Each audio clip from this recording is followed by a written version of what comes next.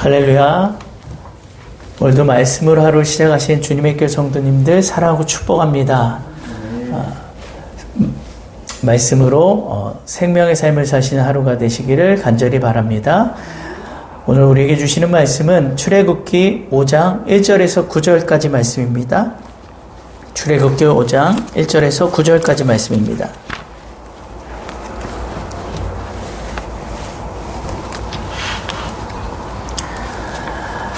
우리 교독하시겠습니다.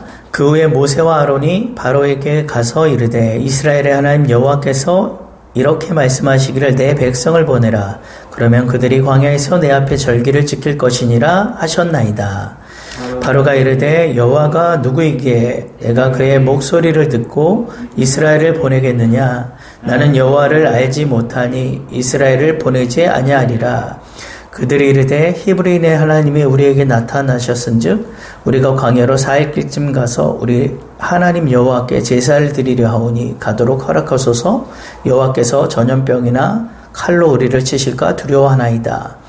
애굽 왕이 그들에게 이르되 모세와 아론아 너희가 어찌하여 백성의 노역을 쉬게 하려느냐.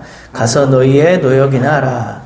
바로가 또 이르되 이제 이 땅의 백성이 많아졌거늘 너희가 그들로 노역을 쉬게 하는도다 하고 바로가 그날에 백성의 감독들과 기록원들에게 명령하여 이르되 너희는 백성에게 다시는 벽돌에 쓸 집을 전과 같이 주지 말고 그들이 가서 스스로 집을 줍게 하라. 또 그들이 전에 만든 벽돌 수요대로 그들에게 만들게 하고 감하지 말라. 그들이 게으름으로 소리질러 이르기를 우리가 가서 우리 하나님께 제사를 드리자 하나니 다 같이요. 그 사람들의 노동을 무겁게 함으로 수고롭게 하여 그들로 거짓말을 듣지 않게 하라. 아멘. 모세가 그 형 아론과 함께 이스라엘 자손의 장로와 백성에게 하나님의 분부하신 말씀을 전하고 그들 앞에서 이적을 행하였더니 백성이 하나님을 믿고 경배하게 되었습니다. 이스라엘 백성들의 반응을 보고 어느 정도 자신감이 생긴 모세 아론은 그 후에 바로에게 찾아가 하나님의 말씀을 전합니다. 우리 다 같이 1절 한번 더 읽어보겠습니다. 시작. 그 후에 모세와 아론이 바로에게 가서 이르되 이스라엘의 하나님 여호와께서 이렇게 말씀하시기를 내 백성을 보내라. 그러면 그들이 광야에서 내 앞에 절기를 지킬 것이니라 하셨나이다. 자, 여기에 보면 모세 아론이 처음으로 이스라엘의 하나님이라는 호칭을 씁니다. 자, 이 호칭은 야곱이 하나님과 씨름하여 겨루 이기고 얻은 호칭이지만 본래 의미가 하나님이 주도하신다, 하나님이 통치하신다라는 의미입니다. 그러면 모세 아론이 바로 앞에서 이 호칭을 쓴 것은 앞으로 여호와 하나님께서 당신의 백성들을 친히 통치하시고 주도해 가시겠다는 선포가 담겨져 있는 것입니다. 이스라엘 백성이 이주한 지 430년이 되었을 때 하나님께서는 이스라엘 백성을 내 백성이라고 호칭하시면서 그들을 보내라고 요청하신 것입니다. 여러분, 하나님께서 이스라엘을 당신의 백성으로 선택하신 근거가 무엇입니까? 그들이 다른 민족에 비해 어떤 뛰어난 점이 있었기 때문입니까? 결코 그렇지 않습니다. 이스라엘이 하나님의 백성으로 선택될 당시 그들의 신분은 애굽에서 갖은 학대와 멸시와 천대를 받으면서 종노릇하던 노예들이었습니다. 한마디로 이스라엘은 세상의 모든 민족들 가운데 가장 비천한 민족이었어요.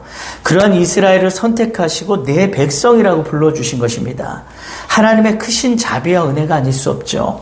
이들은 결코 하나님의 백성으로 선택된 일로 인해서 자신들의 의나 우월감을 자랑할 수 없는 것이 되겠죠. 그런데 여기서 중요한 것은 하나님께서 바로에게 내 백성 이스라엘을 보내라고 요청하신 이유입니다. 1절 하반절에 보면 내 백성을 보내라. 그러면 그들이 광야에서 내 앞에 절기를 지킬 것이니라 라고 말씀하십니다. 그들이 내 앞에 절기를 지킬 것이라는 것은 무엇을 말합니까? 바로 하나님을 섬기는 것, 곧 예배를 말합니다.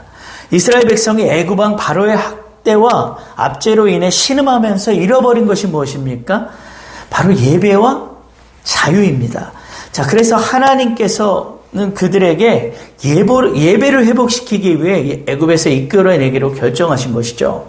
우리가 흔히 출애굽하면 애굽에서 이끌어낸 백성에게 가나안의 축복을 주기 위함이라고 생각을 합니다. 물론 하나님께서 애굽으로부터 이끌어낸 이스라엘 백성들을 당신이 언약하신 젖과 꿀이 흐르는 가나안 땅으로 인도하시고자 함이 맞습니다. 그러나 한 가지 중요한 사실은 가나안의 축복 이전에 예배가, 그 중간 단계에 예배가 있다는 사실입니다. 그동안 이스라엘 백성들은 자유와 함께 하나님에 대한 예배를 잃어버렸고 하나님 없는 삶을 살았기 때문에 예배 회복을 통해 하나님과의 관계 회복이 시급한 문제라고 볼 수가 있습니다. 우리도 마찬가지겠죠. 하나님은 세상에서 어둠의 세력들에게 종노릇하고 억압당하고 또 고통당하고 신음하던 우리를 건져내 주시고 천국이라고 하는 최고의 축복을 약속해 주셨습니다. 그러나 그 천국의 축복을 누리기 위해서는 하나님께서 우리에게 먼저 요구하시는 것이 있는데 그것이 바로 예배라는 것입니다. 하나님께서 독생자 예수를 세상에 보내셔서 우리를 구원하신 것은 하나님께 예배드리고 영적인 예배의 삶을 살게 하기 위함입니다. 즉 그리스도인의 이 존재 목적이 바로 광야 같은 이 세상에서 하나님께 예배를 드리기 위한 것이라는 것이죠. 그렇게 하나님께 영과 진리로 신령과 진정으로 예배하는 자들에게 주어진 약속이 바로 천국인 것입니다. 그래서 우리는 예배보다 더 우선적인 것이 있어서는 안 됩니다. 하나님은 예배를 통해 우리와의 관계 회복을 원하시고 우리와 더욱 끈끈하고 친밀한 교제와 사랑을 하기 원하시는 것입니다. 우리에게 허락하신 자유는 바로 이 예배하기 위한 자유가 되어야 하는 것이겠죠. 그러한 주님의 심정을 헤아리고 오직 예배에 목숨 거는 저와 여러분이 되기를 축복합니다. 모세 아론을 통한 이러한 하나님의 요청에 바로가 어떻게 반응합니까? 우리 2절 한번 읽어보겠습니다. 시작. 바로가 이르되 여호와가 누구이기에 내가 그의 목소리를 듣고 이스라엘을 보내겠느냐? 나는 여호와를 알지 못하니 이스라엘을 보내지 아니하리라. 자, 바로의 반응을 보십시오. 바로는 입장이 다릅니다. 이스라엘 백성들은 모세와 아론의 말에 순종하고 경배하는 데 반해 바로는 내가 왜 보내느냐? 너희가 지금 무슨 말을 하고 있느냐? 이스라엘을 내가 왜 보냈느냐고 거부하고 있습니다. 순종이 되질 않습니다. 왜 그렇습니까? 여호와를 알지 못하기 때문이라고 말하고 있죠. 여러분, 하나님을 모르면요, 하나님의 말씀을 아무리 들어도 그 마음에 그 말씀이 와닿질 않습니다. 하나님 말씀이 중요한 것이 아니라 내 입장과 내 이익이 중요한 것이죠. 내 이익에 반하는 것은 절대로 용납이 되질 않습니다. 그것이 하나님을 모르는 자들의 모습입니다. 그 당시 세계는요, 민족이나 지역마다 각기 그들을 지키는 신이 있다고 생각하고 그러한 범신론 사상을 갖고 있었습니다. 그러므로 혹 여호와라는 신이 있다고 하더라도 애굽의 강력한 신과 비교할 때 노예 민족의 신이 얼마나 강하겠느냐는 생각이 있었겠죠. 이 바로의 생각에 바로는 애굽은 태양신을 섬기고 가장 최고의 신이라고 여겼고 바로 그 태양신의 아들이 바로 아니었습니까? 그러니까 이 애굽이 이렇게 부강하게 된 것은 그 태양신 때문이라는 그 자부심이 있었기 때문에 이 노예 민족의 신, 이 이스라엘의 신이라고 히브리인들의 신이 얼마나 강하겠느냐는 이런 생각이 지배적이었겠죠. 또한 예수님을 한번 생각해 보세요. 예수님을 십자가에 못 박도록 내어준 빌라도도 예수님에게 진리가 무엇이냐고 비아냥거렸습니다. 이처럼 바로나 빌라도의 대답은 자신의 이 무지와 교만으로 말미암아 하나님을 알지 못하고 진리를 발견하지 못한 수치를 드러낸 것이라 할 수 있습니다. 그래서 바로는 단호하게 말하기를 나는 여호와를 알지 못하니 이스라엘을 보내지 아니하리라고 말한 것이죠. 여러분, 바로가 말한 대로 세상은 하나님을 알지 못합니다. 주 예수님에 대해서도 알지 못합니다. 뿐만 아니라 구원받은 성도들에 대해서도 알지 못합니다. 세상은 그리스도인들의 복음에 귀를 기울이지 않습니다. 그래서 출애굽의 또 다른 목적은 하나님이 누구이신지를, 여호와 하나님이 과연 어떠한 분이신지를 온 천하에 알리고자 한 그런 목적도 있으셨던 것입니다. 저는 이 말씀을 묵상하면서 이런 생각이 들었습니다. 이 수천 년 전에 있었던 이스라엘의 이 출애굽 사건을 통해 하나님은 과연 우리에게 무엇을 말씀하시길 원하실까? 우리가 예배하고자 할 때 방해하는 자, 여호와가 누구이기에 내가 그의 목소리를 듣겠느냐고, 나는 여호와를 알지 못한다고 하는 이 바로와 같은 자, 하나님의 사랑하는 백성을 내놓지 못하겠다고 끝까지 버티고 저항하는 자가 과연 어디에서 이러고 있느냐는 것입니다. 우리가 이 말씀을 구약시대에 있었던 아주 옛날 이야기 정도로만 봐서는 안 되겠죠. 지금도 이 출애굽 사건은 우리의 삶 가운데 아주 치열하게 실제적으로 일어나고 있다는 것입니다. 그런데 3절을 보면요, 바로의 반응을 본 모세와 아론이 처음에 그 당당함과는 달리 기가 많이 죽은 모습을 볼 수 있습니다. 우리 3절 한번 읽어보겠습니다. 시작. 그들이 이르되 히브리인의 하나님이 우리에게 나타나셨은즉 우리가 광야로 사흘길쯤 가서 우리 하나님 여호와께 제사를 드리려 하오니 가도록 허락하소서. 여호와께서 전염병이나 칼로 우리를 치실까 두려워하나이다. 1절에서는 이스라엘의 하나님이라고 자신 있게 선포했던 것과는 사뭇 분위기가 다른 분위기입니다. 여기서 보면 이제는 히브리인의 하나님이 우리에게 나타나셨다라고 말합니다. 히브리인이라고 하는 말은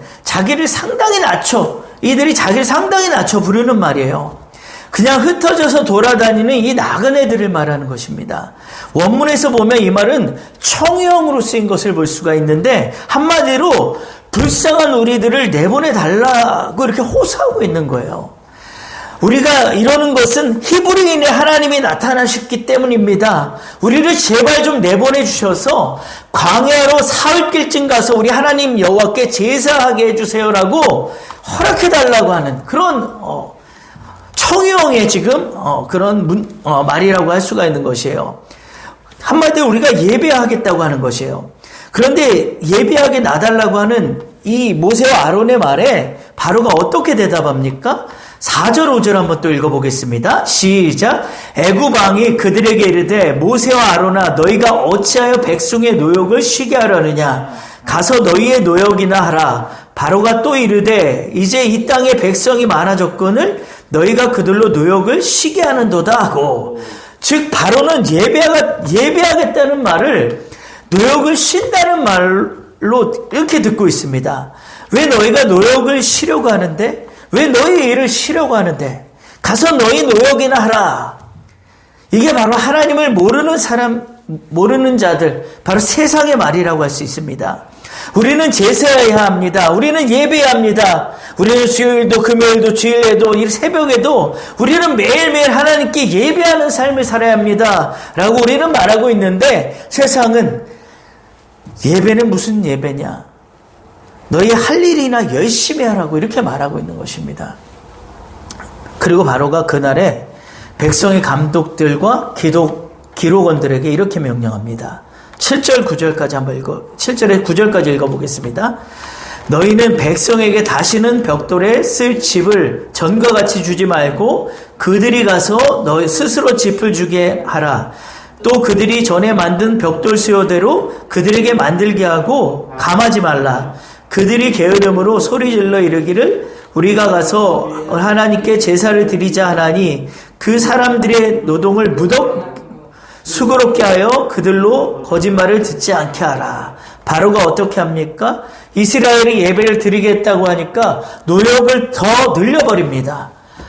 하나님을 예배하려는 이스라엘 백성의 이 노동 강도를 더 높여서 더 힘들게 하라고 명령을 합니다. 이제는 벽돌을 굽는 데 필요한 집도 제공하지 말라고 말합니다. 집을 직접 그에다가 벽돌을 만들라는 것이죠. 일은 훨씬 더 어려워지고 벽돌의 양은 전혀 감해주질 않습니다. 이제 그들은 이 과중한 업무와 삶의 고단함에 얽매여서 하나님을 예배하는 마음을 둘 수 없게 그렇게 되어버렸습니다. 여러분, 이 사악한 영들은요, 우리를 인생의 문제들과 분주한 일상에 매이도록 몰아갑니다. 우리는 아침에 눈을 뜨면서부터 해야 하는 수많은 일 속에서 바쁘게 살아가죠. 그래서 말씀을 읽고 묵상하기도 힘들고 기도하는 시간을 낼 수도 없다고 말합니다. 악한 영들은 너희가 예배를 드리겠다고? 그럼 더 일의 양을 늘려주지. 점점 더 세상의 양을 늘려서 감히 예배드리겠다고 하는 생각을 아예 못하게 해주지라고 하면서 우리를 몰아붙이는 것입니다. 8절에 보면 바로는 너희가 게으름으로 하나님께 제사를 드리려고 한다고 말합니다.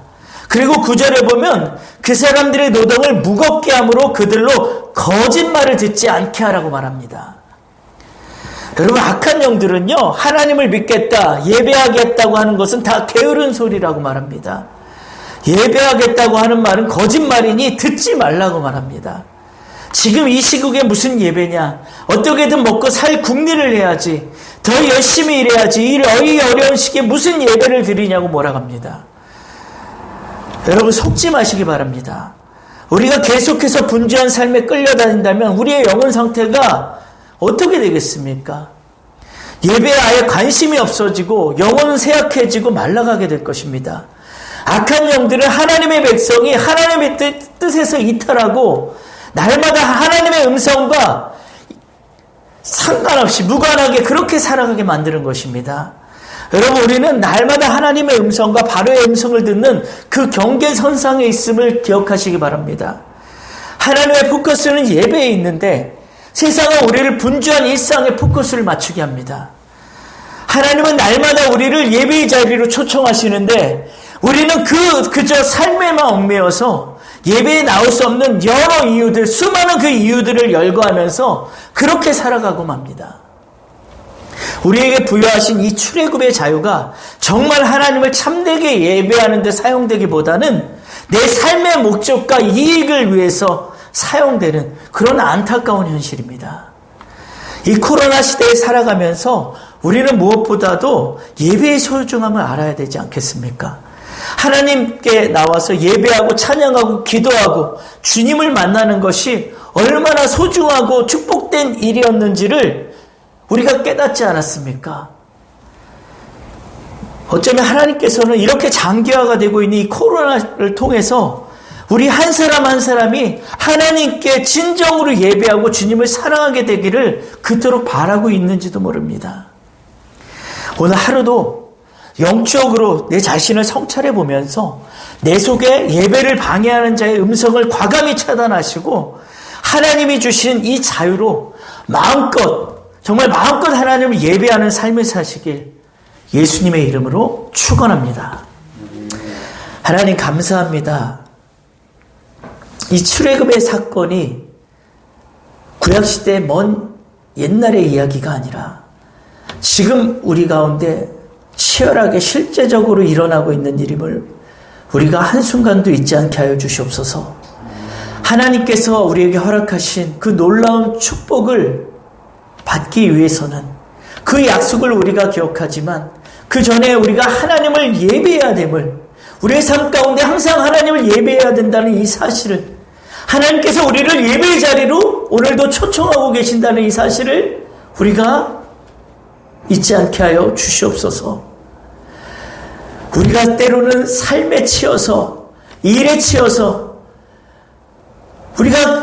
정말 우리의 모든 삶에는 열심을 내는데 그로 인해 정말로 하나님께 예배할 수 있는 그 힘이 떨어져 버리고 하나님을 예배할 수 있는 그 사모하는 마음이 떨어져 버린다면 이보다 더 안타까운 일이 어디 있겠습니까? 지금도 속삭이고 있습니다. 악한 영들은 너희가 더 분주하게 살아라. 너희가 더 열심히 너희의 일에만 집중해라. 이렇게 우리 안에서 속삭이고 있지는 않습니까? 하나님께서는 그토록 우리를 하나님의 예배의 자리로 초청하시고 나와 만나자, 나와 함께 예배하자 이렇게 말씀하시는데 우리는 아직도 우리의 삶에만 치우치고 있진 않은지 우리 자신을 오늘 하루도 한번 돌아보게 하여 주시옵소서. 하나님, 정말 이 코로나 시대에, 이 어렵고 힘든 시대에 우리가 정말로 무엇에 더욱더 집중해야 되는지 진지하게 고민하는 하루가 되게 하시고 하나님을 참되게 예배하는 것이 우리의 그리스도인의 존재 목적임을 한순간도 잊지 않는 그러한 하루가 되게 하여 주시옵소서. 오늘도 주님을 참되게